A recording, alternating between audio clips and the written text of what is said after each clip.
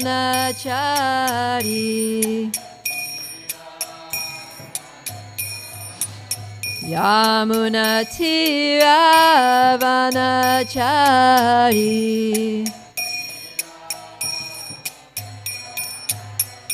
Jaya Radha Madhava Kunja Bihari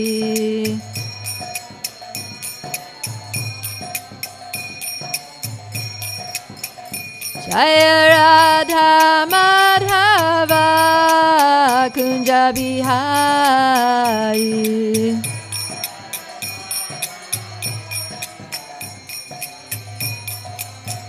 Jaya Prabhupada Prabhupada Prabhupada Srila Prabhupada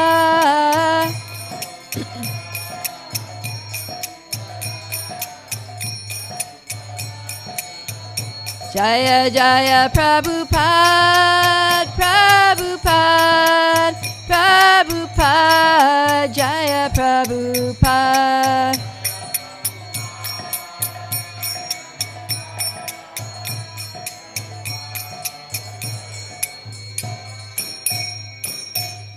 Gaura Premanandi Haribo Om Namo Bhagavate Vasudevaya Om Namo Bhagavate Vasudevaya Om Namo Bhagavate Vasudevaya Narayana Namaskritya Naram Chaiva Narottamam Devim Saraswatim Vyasam Tata Jayamudirayat Nashta Prayeshu Apadreshu Nityam Bhagavata Sevaya Bhagavati Uttamashloke Bhakti Bhavati Naishtiki Jai. So welcome everyone to this morning's Srimad Bhagavatam class. We are continuing with Canto 6, Chapter 11, entitled The Transcendental Qualities of Vritrasura. And we'll be covering texts 19 to 23 today. So a relatively short section for us. The focus verse will be text 22. So let us begin with text 19, Dustin G. O King of the demigods, since I, your enemy, am standing before you, why don't you hurl your thunderbolt at me? Although your attack upon me with your club was certainly useless, like a request of money from a miser, the thunderbolt you carry will not be useless. You need have no doubts about this. All right. So yesterday's section we heard about what happened when Indra tried throwing his club at Vritrasura, and Vritrasura just very nonchalantly and it was like a super powerful, club. It's not just an ordinary, just like stick with a ball on the end. It was like Lord Indra's celestially charged club that never missed its target, that never didn't defeat the opponent. And he hurled it at Vritrasura with all of his might, and Vritrasura just very calmly and nonchalantly just caught it with his left hand, not even his right hand, his left hand, the weaker hand. And then he turned around and took it and hit Indra's elephant Airavata over the head with it and sent Airavata crashing down to the ground with Indra on his back. And Indra was, out of station and totally discombobulated and shocked at the outcome. So Indra's feeling discouraged. He's like, oh my God, now what? That didn't work. Now I have no hope. So Vritrasura is encouraging him. Okay, the club didn't work, but why don't you try the thunderbolt? So Vritrasura is actually like, he's like, come on, like sometimes people are fighting. Go on, right here, like you encourage the person, your opponent, to like really step it up because you want a good fight. So Vritrasura is saying, yeah, throw the thunderbolt. Come on, you're supposed to be killing me. Let me have it. Okay, go ahead. Text 20. O Indra, king of heaven, the thunderbolt you carry to kill me has been empowered by the prowess of Lord Vishnu and the strength of Dadichi's austerities. Since you have come here to kill me in accordance with Lord Vishnu's order, there is no doubt that I shall be killed by the release of your thunderbolt. Lord Vishnu has sided with you. Therefore, your victory, opulence, and all good qualities are assured. Yeah, so here we see that Vritrasura, the reason he has total faith that the thunderbolt will actually be effective is because he knows that it's been empowered by Lord Vishnu, that it was prepared exactly according to the order of Lord Vishnu. Go and get the bones of Dadichi Muni, construct this weapon. And they did everything properly. So he's like, okay, Lord Vishnu said that this weapon would work. It's going to work. Vritrasura he had faith. Indra didn't have such strong faith. So that's why he's like, oh no, what do I do now? Okay, next verse. Text 21. By the force of your thunderbolt, I shall be freed of material bondage and shall give up this body and this world of material desires. Fixing my mind upon the lotus feet of Lord Sankarshan, I shall attain the destination of such great sages as Narad Muni, just as Lord Sankarshan has said. Yeah, so this is why Vritrasura is so eager to have Lord Indra throw the thunderbolt, is because he actually wants to give up his body, because he knows that when by giving up his body, he's going to be free from material existence. He's going to be free from the cycle of birth and death and everything that's associated with it. So he's like looking forward to that. Okay, text 2 is actually the verse that we're going to focus on here, so we're going to pause and do the Sanskrit, okay? So, text 22. Pumsam kilaikantadiyam swakanam yasam pado divibhumo rasayam narati yadvesha udvega adhir Mada kalir vyasanam samprayasa Sam kilai kantadiyam swakanam Yasam pado divibhumo rasayam Narati yadvesha udvega adhir Mada kalir vyasanam samprayasa. Please chant. Sam kilai kantadiyam swakanam Yasam pado divibhumo rasayam Narati yadvesha udvega adhir Mada kalir vyasanam samprayasaha.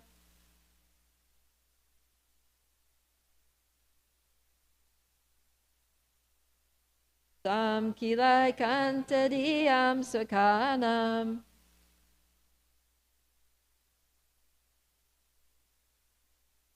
Yasam pado divibhumo rasayam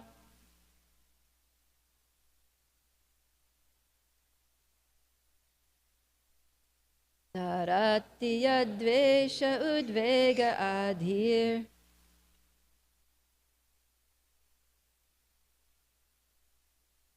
Mada kalir vyasanam samprayasaha.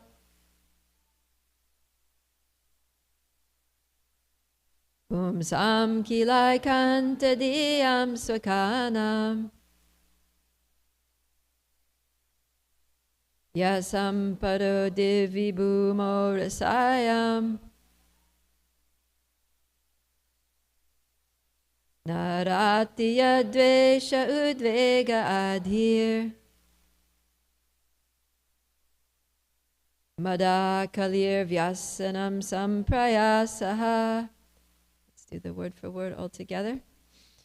Pumsam, unto persons, kila, certainly, ekantadiyam, who are advanced in spiritual consciousness, swakanam, who are recognized by the Supreme Personality of Godhead as his own, ya, which, sampada, opulences, divi, in the upper planetary systems, umo, in the middle planetary systems, rasayam, and in the lower planetary systems, na, not, rati, bestows, yat, from which, dveshaha, envy, udvega, anxiety, adhi, mental agitation, mada, pride, kali, quarrel, vyasanam, distress due to loss, samprayasaha, great endeavor.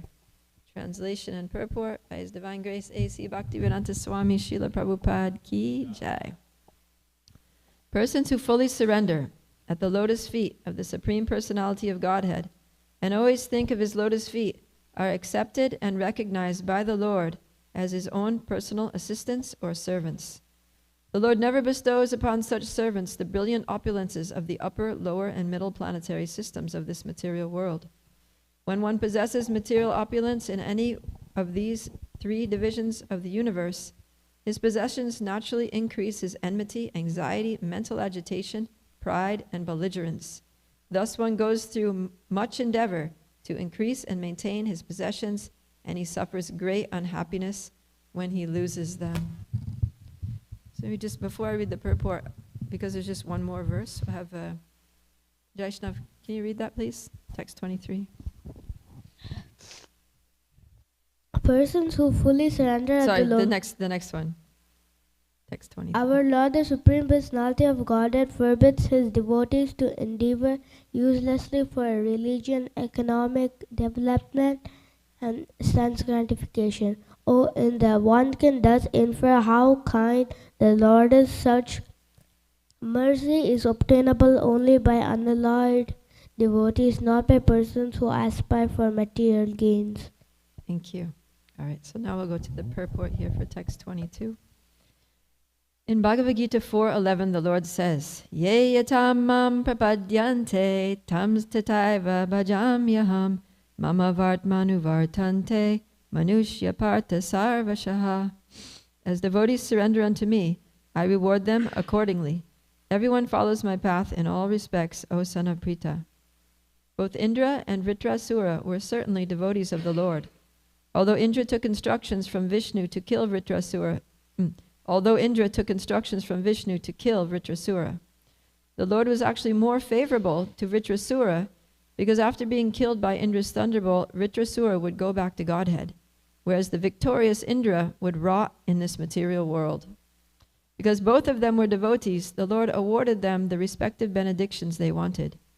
Vritrasura never wanted material possessions, for he knew very well the nature of such possessions. To accumulate material possessions, one must labor very hard, and when he gets them, he creates many enemies, because this material world is always full of rivalry. If one becomes rich, his friends or relatives are envious. For Ekanta Bhaktas, unalloyed devotees, Krishna therefore never provides material possessions. A devotee sometimes needs some material possessions for preaching, but the possessions of a preacher are not like those of a karmi. A karmi's possessions are achieved as a result of karma, but those of a devotee are arranged by the Supreme Personality of Godhead just to facilitate his devotional activities. Because a devotee never uses material possessions for any purpose other than the service of the Lord, the possessions of a devotee are not to be compared with those of a karmi. Srila Prabhupada Ki Jai. Om Jnanatirmirandasya Gyananjana Shalakaya Chakshurum Militandena Tasmai Shri Gurave Namaha Shri Chaitanya Manobishtam Stapitam Yena Bhutale Swayam Rupa Kadamayam Dadati Swapadantikam Vanchakalpa Tarubhyascha Kripa Sindhubhyeva Cha Patitanam Pavanivyo Vaishnavivyo Namo Namaha Namo Om Vishnu Padaya Krishna Prastaya Bhutale Srimate Bhaktivedanta Swami Niti Namane Namaste Saraswati Deve Gauravani Pracharine Nirvishesha Shunyavadi Paschatya Deshatarine Jai Shri Krishna Chaitanya Prabhu Nityananda Shri Advaita Gadadhar Shivasari Gaura Bhakta Vrinda Hare Krishna Krishna Krishna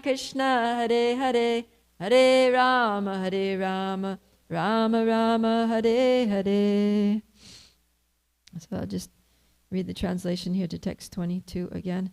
Persons who fully surrender at the lotus feet of the Supreme Personality of Godhead and always think of his lotus feet are accepted and recognized by the Lord as his own personal assistants or servants.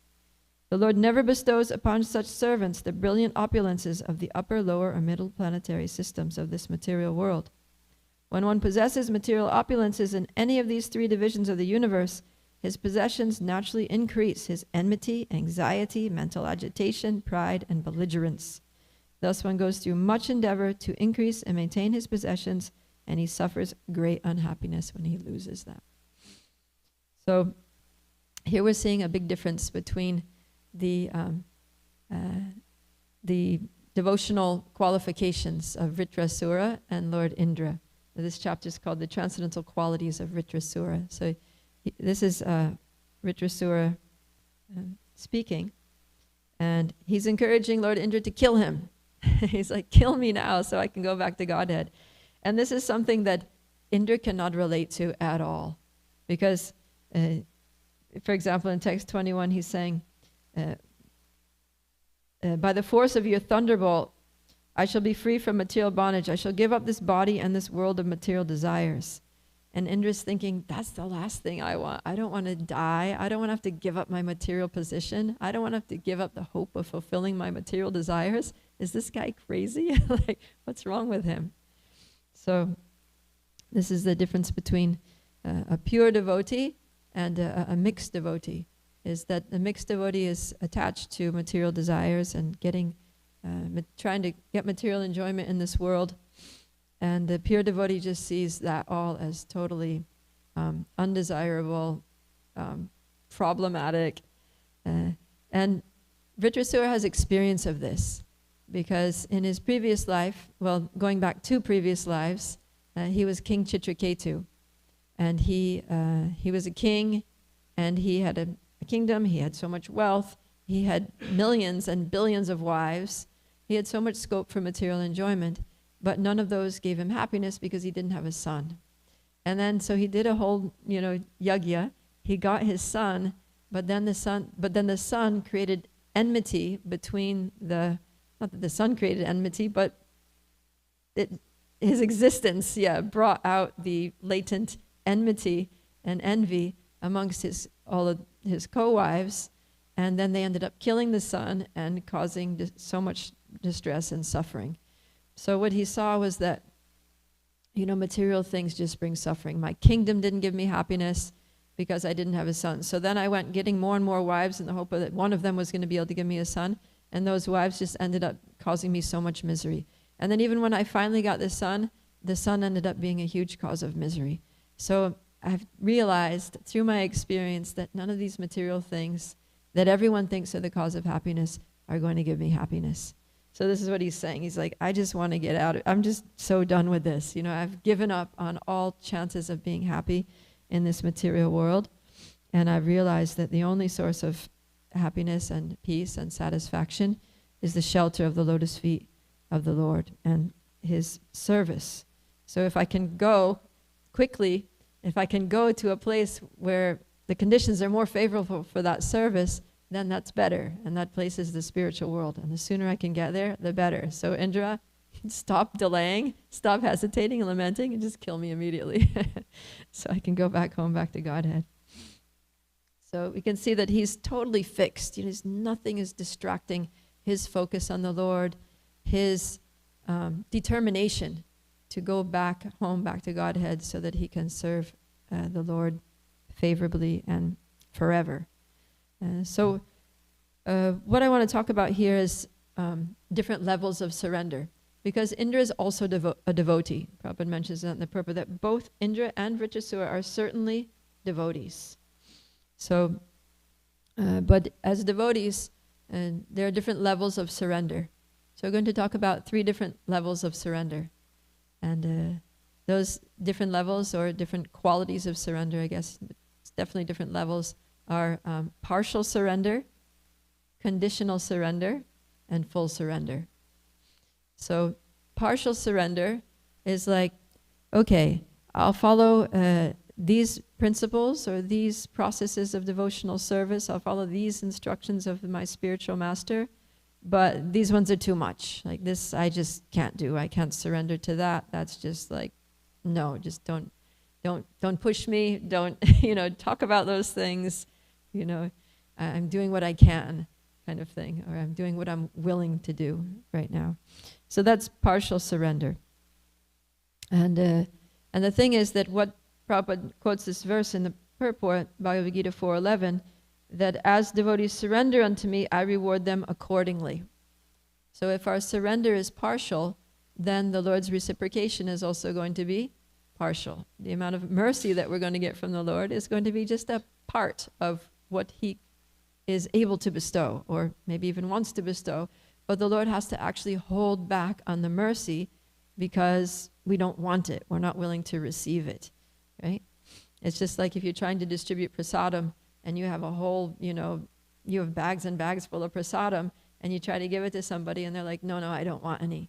So what can you do? Or maybe they just want a little, pinch or something. So what can you do? You want to give them a whole plate, but they just want a little pinch.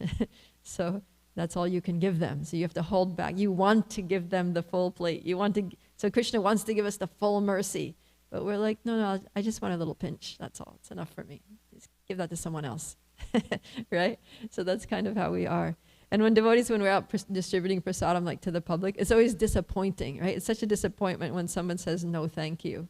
Maybe they even think that they're being like polite or, doing the right thing by saying, no, it's okay. I'm fine. I don't need that. I had my lunch. They're like, no, take it. And they're like, no, really, I don't want it.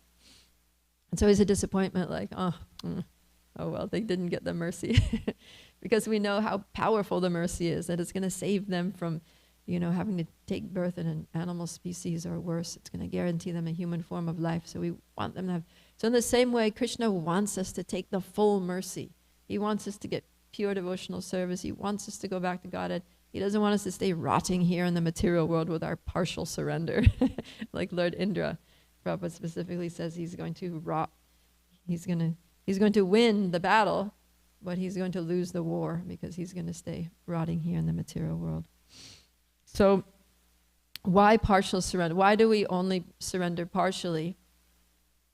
One reason is that because we're attached. We have material attachments that we're not willing to let go of.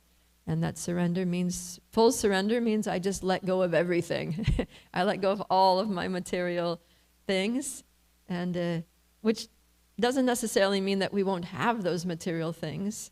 We may even have more material things by letting go of what we're holding on to. But it just means that we're handing the situation over to Krishna. Like sometimes the Krishna say, let go and let God.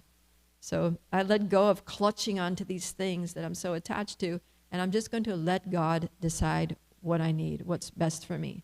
And it may be best for me to keep that thing, in which case He'll protect it, He'll maintain it. It may be the best for me to have more than that, which He'll bestow upon me. But if it's best for me to not have that, then if He takes it away, I'm fine because I have faith that it's best for me.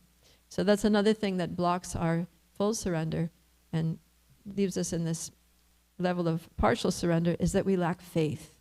We lack faith that the Lord actually knows what's best for us and that He's going to provide, that He's actually going to provide for all of our needs. So we think, no, I need to do this myself because I'm not sure if Krishna is going to provide this thing for me. We think that we're not going to be happy. So, it's like when Draupadi was being disrobed in the public assembly, and Dushasana was pulling off her clothes, and she was like holding on to them. So as long as she was holding on to them, he kept pulling them because her strength was a lot less. She was just a dainty little woman, and he's this strong, Kshatriya. And so what's she going to do against him? So as long as she was trying with her own strength to protect herself, she was unprotected. She was, being disrobed. But then as soon as she let go of it and just said, whatever, Krishna, I'm just depending on you, and she stopped trying to hold on to it, then Krishna supplied unlimited. So it appeared that Dushasana was continuing to be successful because he was continuing to take her clothes off, or at least pull out the pleats in her sari, is usually how we think of it. But Krishna was providing unlimited supplies of cloth. So he just got tired and just passed out in the end and gave up. So he wasn't able to disrobe her. So in the same way, we're holding on to our material things thinking, I need to hold on to this because Krishna might take it away, or if I stop endeavoring to maintain my material situation, then, Krishna's not going to protect it either, and I'm going to lose everything. But actually, if we just let go of it, then Krishna, if it's good for us, he'll keep it. And if it's good for us, he'll improve it. And whatever is good for us. So ultimately, what we want is what's best for us, right? We don't want things that are going to give us trouble. And we saw how in Chitraketu learned that, Vritrasura, who was Chitraketu in his past lifetime, he learned that lesson the hard way, that all the things that he wanted and he was really intensely desiring and they got fulfilled, they ended up just causing him misery. Whereas if he would have just turned to the Lord in the first place and said, actually when those munis, when Angira Muni showed up on his doorstep, Angira Muni, he's a devotee, so he wanted to give his blessings. He wanted to give blessings of devotional service to King Chitraketu. But Chitraketu, he was so blinded by his material desire to have a son that he wasn't able to accept any blessings. And so Angira Muni didn't even bother instructing him in the science of devotional service or the absolute truth, because he could see that there was no receptivity for it. And so he said, okay, if you really want a son, I'll do a yajna and give you a son. And that's all he did. He did that and he went away. So, like that. So we see here in this pastime a couple of ways in which Indra manifests this partial surrender due to his material attachments and his lack of faith or his insecurity. So the first thing is way back in a couple of chapters ago, when he's in trouble for having disrespected Brihaspati, then he goes to Lord Brahma because he realizes his position is very weak. The demons are going to attack any minute and he's going to lose everything. So he goes to Brahma and he says, we need help. We need to, fortify ourselves with strength so we can protect ourselves against the demons. And so Brahma tells him, you should go to Twashta and accept him as your guru. And he's a good guru. He will direct you in such a way that you can achieve success. But the thing is that you have to tolerate that he has a slight inclination towards the demons. So Indra was warned. And so Indra, he went to Twashta, and at first he surrendered to the instruction at first, and he accepted Twashta as his guru. But then when he saw that Twashta was offering part of the oblations to the demons, then he got insecure due to his lack of faith in the instruction that he had received from his Shiksha Guru, Lord Brahma, who was acting on the representing the Lord. Due to his insecurity, his lack of faith, then he killed Twashta. Oh, sorry. He killed Vishvarup. Oh, sorry, yeah. So it was the son of Twashta, Vishvarup. Yeah, so he killed Vishvarup. And then that made things worse. So we see that he partially surrendered, right? He surrendered to the extent of, okay, I'll accept Vishvarup as my guru, but he didn't surrender to the part of tolerating his inclination towards the demons. As soon as he saw that slight inclination, then he abandoned the whole instruction. Then he just kind of rejected the whole instruction. And then he ended up in a difficult situation. So that's one example of Indra's partial surrender. Another example we see here just in yesterday's class, or even right here in this section, is that Lord Vishnu instructed him how to kill Vritrasura. And he said, get the bones of Dadichi, make this thunderbolt weapon, and you release the thunderbolt weapon and kill him. So he partially followed it. They went to Dadichi, they got the bones, they had Vishvakarma make the weapon. The weapon was there in his hand, but then he lost faith because the club didn't work. He's thinking that the thunderbolt's not going to work. But Vritrasura is like, no, Lord Vishnu told you. Vishnu didn't say the club was going to work. He said the thunderbolt was going to work. So just have faith in the words of Lord Vishnu and release the thunderbolt. So there's another instance where Indra lost faith in the instructions of the Lord. So we see here that what happens with Indra because of his partial surrender is that he's only partially able to follow the instructions. And then he ends up miserable and depressed because he doesn't get the full reciprocation of the Lord. So Vritrasura is trying to talk some sense into him and try to boost his faith a little bit. So on the other hand, Vritrasura, his surrender was not partial. He was actually fully surrendered to the Lord, even though he was a demon. And we see this that in his previous life, he was a Gandharva. So he was Chitraketu, and he was flying in his airplane as a Gandharva he was actually the king of the Gandharvas. And then he was cursed by Parvati to become a demon. But he didn't get insecure, he didn't get upset about it. He accepted that, okay, whatever Krishna does is good, this has happened, it's been ordained by providence, so I'll just embrace it, I'll just accept it. And he was qualified, he could have counteracted the curse. He said, he could have said, who are you to curse me? That's not going to happen. But he didn't. Because he wasn't attached to his position. Indra was very attached to his position, so any little thing threatens him and makes him insecure, and he, kind of loses sight of the goal. Whereas Vritrasura, he wasn't attached to his material position. He was just attached to, whatever Krishna wanted him to experience, and he accepted it with faith. And the same way, now we're seeing that Vritrasura has full faith that this thunderbolt weapon is going to work. And because he also has faith that because Lord Vishnu instructed Indra to kill him, that this was the best thing for him. That whatever the Lord wants, even if the Lord wants me to be dead, I embrace that. I accept that that's the best thing for me. It's not just the best thing for Indra, it's the best thing for me. So he was like, all right, Vishnu wants me to be killed by this weapon. Please use this weapon and kill me. Please fulfill the order of the Lord, because the order of the Lord is good for all parties concerned, including me.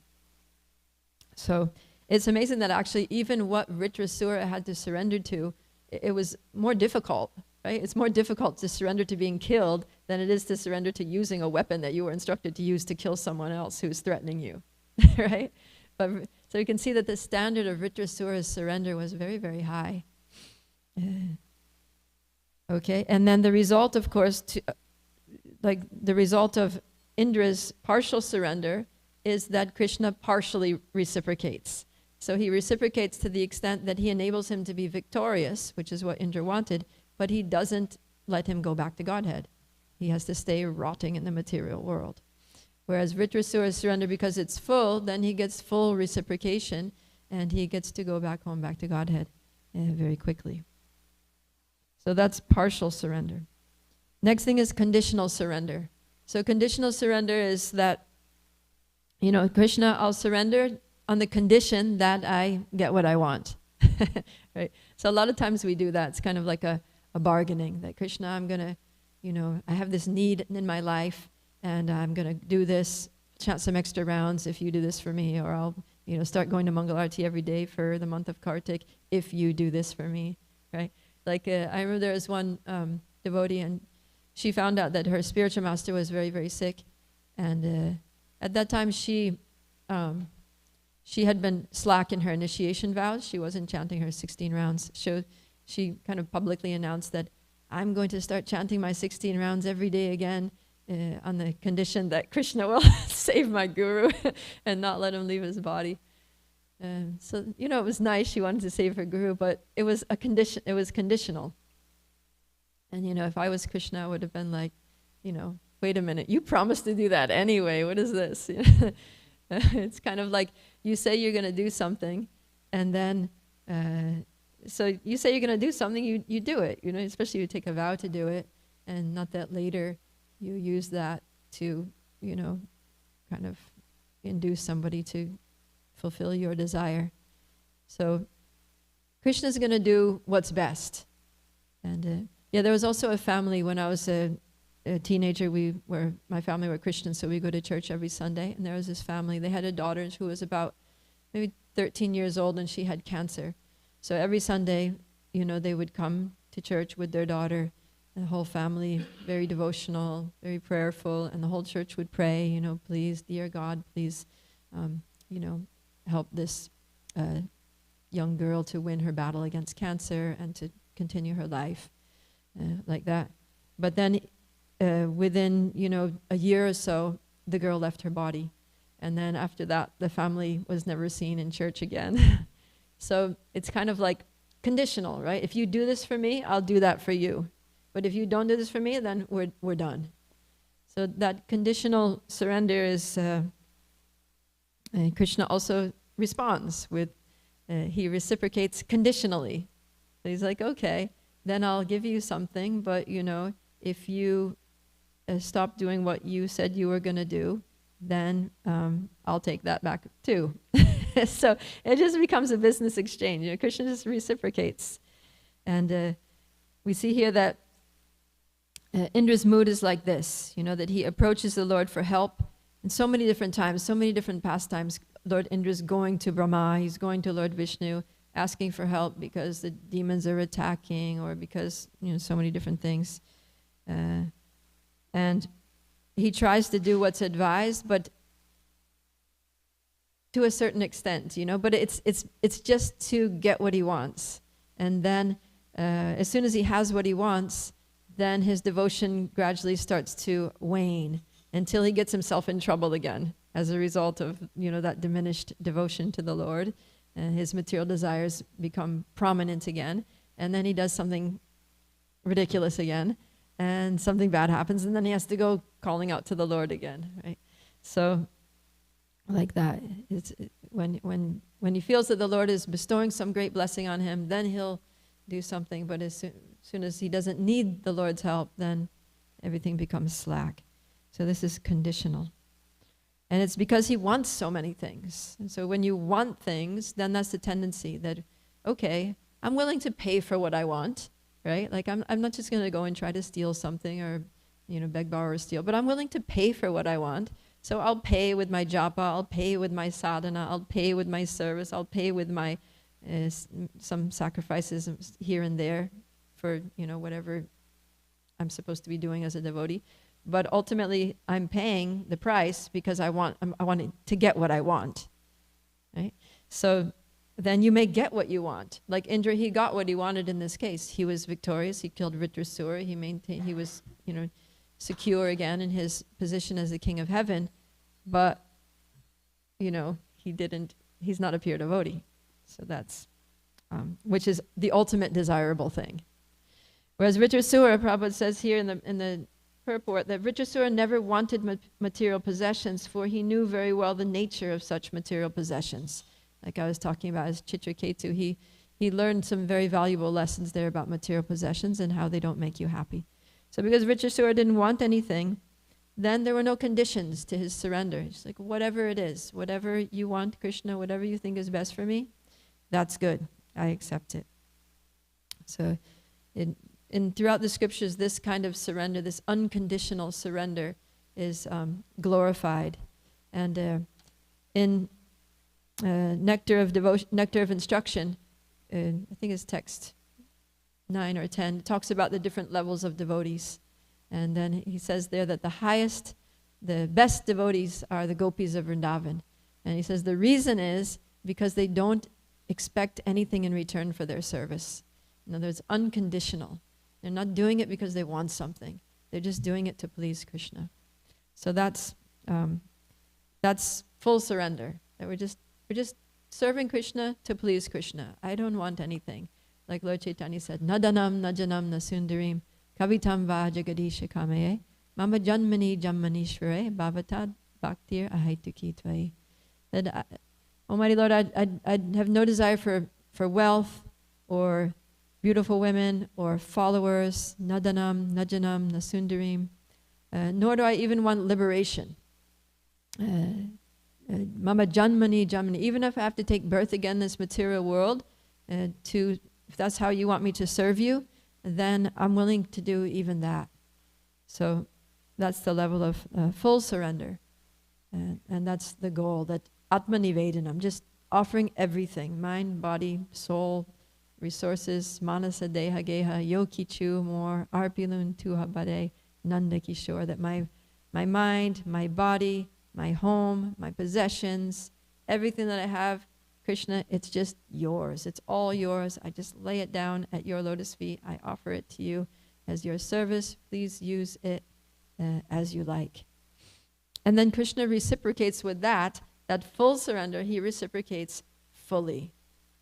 And that's what we want. We want the full mercy. Yeah, and we see here with Vritrasura that he got the full reciprocation, that he was able to go back home, back to Godhead. And yeah, so that's in the text 23. It's saying that, Prabhupada's saying in the purport that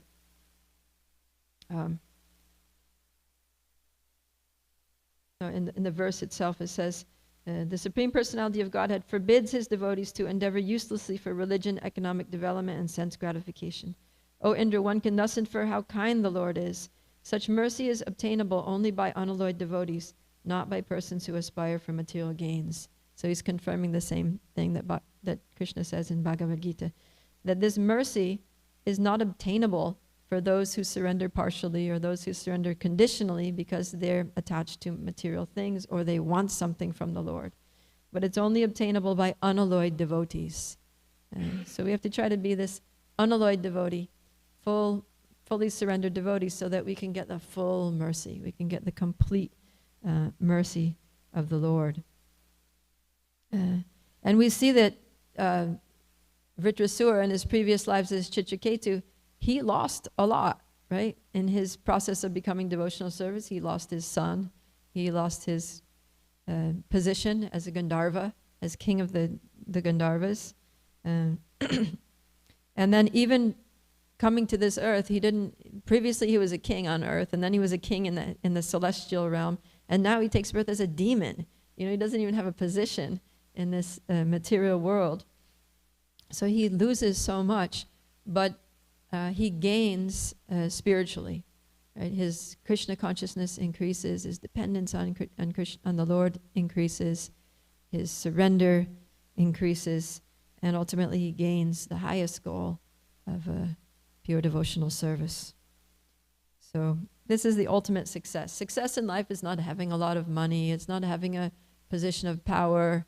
It's not having lots of friends and good social connections and beautiful people to be with. It's about having a loving relationship with Krishna. So Vritrasura learned that through multiple lifetimes, right? Like Krishna says, Bahunam janmanamante gyanavam mam prapadyate vasudeva sarvamiti samahatma sudurlabhaha. That after many births and deaths, a person who is actually in knowledge fully surrenders to me, knowing me to be the cause of all causes and all that is. So it's a journey that sometimes takes lifetimes. It took Chitraketu lifetimes to come to this position of pure devotional service. But it doesn't have to take lifetimes.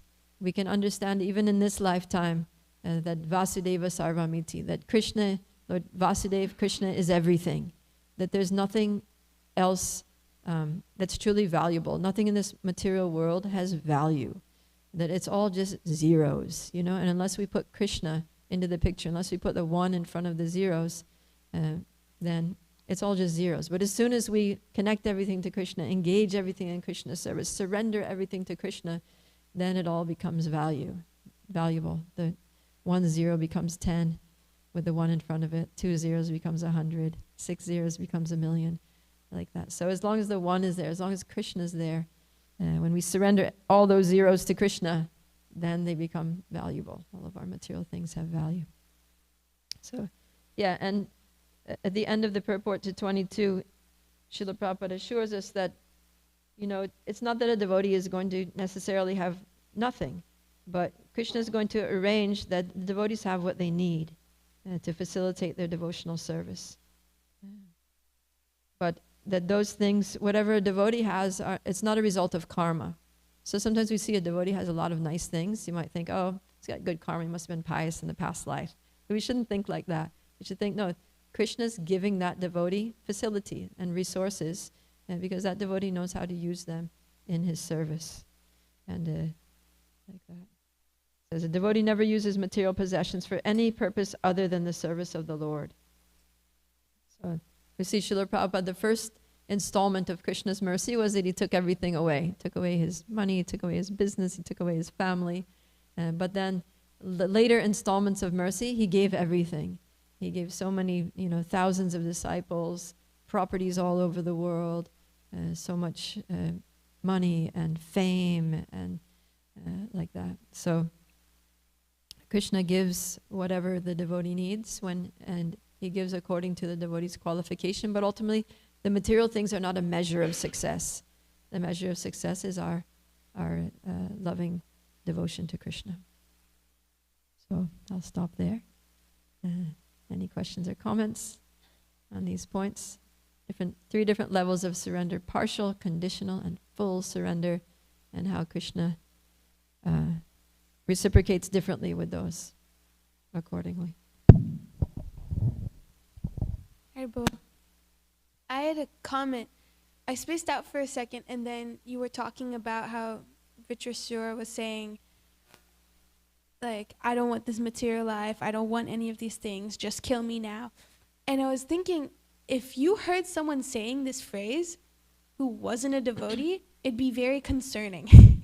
It's like, this person's extremely depressed, this person's suicidal, they need help. So I was thinking, like, two things at the end. You said, like, the one in front of the zeros, like, that's a very concerning statement. But then you put the one, like Krishna, like, oh, he doesn't want to be in the material world because he wants to go back to Krishna. Then that statement becomes a good thing. And I was also thinking of, like, the tree reflection thing. Like, the highest in the spiritual world is the lowest here. Like, this person, like, if you hear someone saying, like, in the material world, it's a good thing, like, yeah, I'm very proud of all of my achievements. Look at all these things that I have. Like, I love my life. I'm very attached to all of this and that. But then a devotee will be like, I appreciate everything I have, but I want to go back to the spiritual world. So that's what I was thinking. Yeah, good. But it's not only that. In Vitrasura's case, it's even beyond that. The reason that he wants to die and go back to Godhead is because he knows that Lord Vishnu wants that. Lord Vishnu, like, literally instructed Indra, kill him. I want him dead. Right? So Vitrasura, as a devotee, is like, oh, the Lord wants me dead? I also want to be dead. Right? So it's not that he's desiring, because also to go back to Godhead in one sense can be like, a little bit of a selfish desire if the Lord wants you to stay and serve him here in this material world.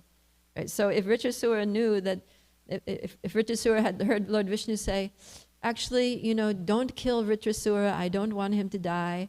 He appears to be a demon, but he's actually a nice devotee. I think you guys should team up, and he can help you because of his strength. You two can conquer the demons together. And, if that was the instruction, I'm sure Vitrasura would have been like, yeah, all right, Indra, let's work it out. We don't kill me, let me live. Vishnu wants us to work together to spread Krishna consciousness. And because the demons they trust me, maybe I can, like, cheat them and get them to become submissive to you. That could have been another outcome if that's what the Lord wanted, but that's not what the Lord wanted. So Vitrasura, he desired to die because he desired to fulfill the desire of the Lord, which was for him to die. That's all. Bye. Yes. Thank you for the class, Mataji. Always your class helps me to introspect. And you're like a commander-in-chief, giving us strength to move forward in bhakti. So my question is, talking about full surrender. You mentioned that full surrender is Krishna. Whatever I have is yours. Use it the way you want. Sometimes I feel like, I'm just talking about myself. Sometimes I go say to the Lord, okay, whatever I have is yours. Use it the way you want. But I feel like I'm trying to understand how to bridge the gap. If that is actually, when I say it, but actually it's not manifesting. For example, when I'm chanting, I shouldn't be distracted if I was fully surrendered. So sometimes in words and desires, we feel like we want to fully surrender.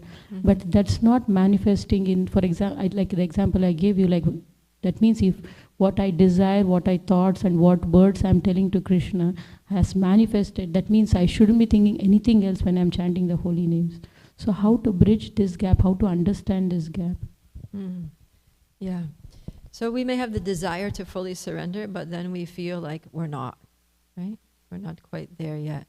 We're still attached to material things, and that's why those material thoughts come up during japa, or just thoughts other than Krishna, right? Come up during japa. So one name for Krishna is Bhava Grahi Janardana, that it literally means he grasps, he accepts our bhava, he accepts our mood. So in other words, he understands our heart, and he accepts that. He accepts, loss for words here. He acknowledges and he sees our heart's desire, right? So my heart's desire is to fully surrender to Krishna, but there are these things that keep distracting me from that full surrender. There are things that keep pulling me away from, pure devotional service. So those things are just lingering. Those are just habitual. Because we've been in the material world for so many lifetimes, and we've been, setting our goals as material successes, or so-called successes. Our goals have been material gain and, profit, adoration, distinction, to have a happy family, to have financial security, to be respected in the community, to have nice friends, to have good health and physical comforts, right? Those are the things that materialistic people think are like, that's a good life. That's what we desire.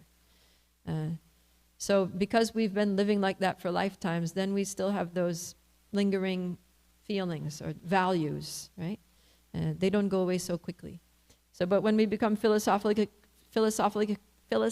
convinced that those are not the things to aspire for, that we want to just surrender to Krishna, then Krishna sees that. He sees that change of heart.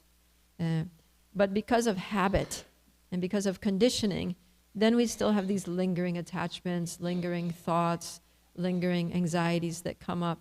But we just have to keep reminding ourselves. When they come up, just remind ourselves that, actually, no, let me just leave it in Krishna's hands. Just let Krishna's the supreme controller. He knows everything.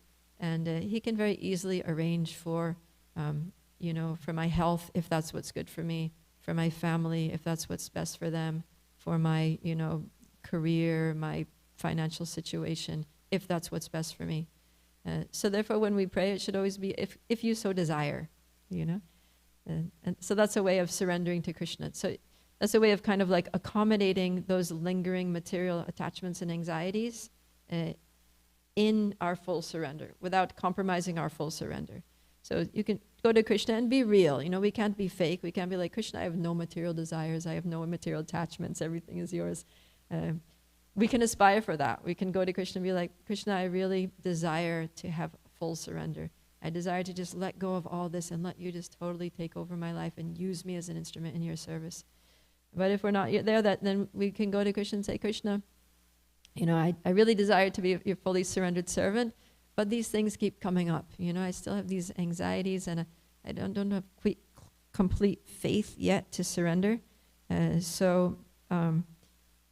bringing this to you, but just only if you desire, if you so desire. I'm not like ardently attached to this thing, although it does bother me, but ultimately I want what you want. And if this is what you want, then so be it.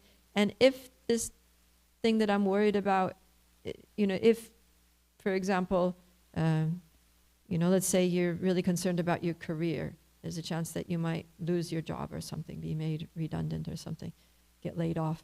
So if you're in anxiety about that because of your family and your financial security, and it's necessary, then you might go to Lord Krishna and pray, please, let me keep my job. Please don't let me get fired. This is going to be really bad if that happens. That's coming from like a place of attachment, insecurity, and a little bit of lack of faith. But if we go and we say, Krishna, I trust that you know what's best for me. I trust that you're going to provide for my maintenance and protection. And so I just surrender to you. And if you so desire, then let me keep this job. And if you so desire, then let me lose it. But in either case, in victory or defeat, in happiness or distress, in success or failure, I'm just your surrendered servant. But this thing is bothering me. So please, do whatever, but I trust you. So like that, we can bring our concerns to him, but ultimately have that if you so desire clause in there, and try to trust Krishna. And then what happens is when we trust Krishna, then Krishna will bring about the best possible outcome. And then we'll see that, and then it may take some time, but we'll eventually realize that that was the best possible outcome. Whereas if we don't trust Krishna and we just go like, Krishna, please, don't let me get fired. Don't let me get laid off. I really need this job. If I lose this job, I'm going to be in trouble. What am I going to do? How am I going to feed my kids? How am I going to pay my rent? You really need to keep this job for me, Then Krishna might let us keep the job, but we'll lose the opportunity to develop our faith in him, or to go to the next step, the next level of surrender, or, we won't gain the pure devotional service that Vritrasura gained by trusting and surrendering, right? We'll be like Indra, that he was victorious, right? He wanted something, he prayed to the Lord for that, he got the instruction, and he was victorious. But was it a real victory, right? So sometimes the real victory is defeat. That we don't get what we want, that we do get fired, Then sometimes the best gain is a loss in spiritual life. So sometimes the material gain, a material loss leads to spiritual gain. And that's what we really need, because ultimately we are not material, we're spiritual beings. So if matter doesn't really, we need the basic necessities, but Krishna's going to give us the basic necessities. Right? And he says that for one who just, Bhagavad Gita 9:22, he says that for those who just completely surrender to me in unalloyed devotion and full faith, then I preserve what they have and I carry what they lack. So in other words, he says, I will provide for you. I will protect you. You don't need to worry. Everything's gonna be there. But just surrender. Just trust me. And Krishna's all powerful. It's like Draupadi, by our own strength, we're trying to hold on to things. And Krishna's like, why are you struggling? Just relax. I got you covered. I'm God. I'm the supreme controller. I'm taking care of you. You're my devotee. And it's nice that what in the Sanskrit here says, Pumsam kilakanta diyam swakanam. So the swakanam means who are recognized by the Supreme Personality of Godhead as his own. These persons who fully surrender. Persons who fully surrender, ekanta diyam, who have this diyam, that their consciousness, their intelligence is ekanta, is one pointed. There's just one end. Eka means one and anta means the end. There's just one end, one goal, one purpose, and that is Krishna. So those who are ekanta diyam, Krishna accepts them as his own. You are my devotee. You are my person. You're my little jiva. And that means that I'm going to take care of you, right? If someone's your own, you take care of them, like your own children. These are my own children. I might help another person's child, and if they need help, I'll try to help them. I'll try to provide something if they need something. But my own children, I'm going to give everything for. Especially as a mother, it's like you practically live for your kids, It's like you sacrifice your own needs for their needs. So that's how Krishna sees his devotees, who fully surrender at his lotus feet. These are my own children. I'm going to give everything for them. I'm going to do what's best for them in all circumstances, even if it troubles me personally. So we don't need to worry. When Krishna sees us as his own, because we fully surrender, then everything's going to be good. And sometimes, as human beings, as a parent, you may feel like, I want to do this for my child. I want to facilitate this in their life, but I'm not able to because I'm limited. I don't have the resources. I don't have the intelligence. I don't have the means. But Krishna's never in that situation. He always has the means because he's unlimited. He has unlimited power and intelligence and everything to provide for his own devotees. And we just need to surrender. And then we come into that category of swakanam. So we need to be, our job is to be ekanta diyam, to just make Krishna the one singular goal of our life. And then we come into that category of swakanam, that the Supreme Personality of Godhead accepts us as his own. Okay? right, we better wrap it up then. Time's up. Grantaraj Srimad Bhagavatam ki jai, Srila Prabhupada ki jai, Samaveta Bhaktivinoda ki jai, Nitai Gaur Premanandi, Hari Hari Bol.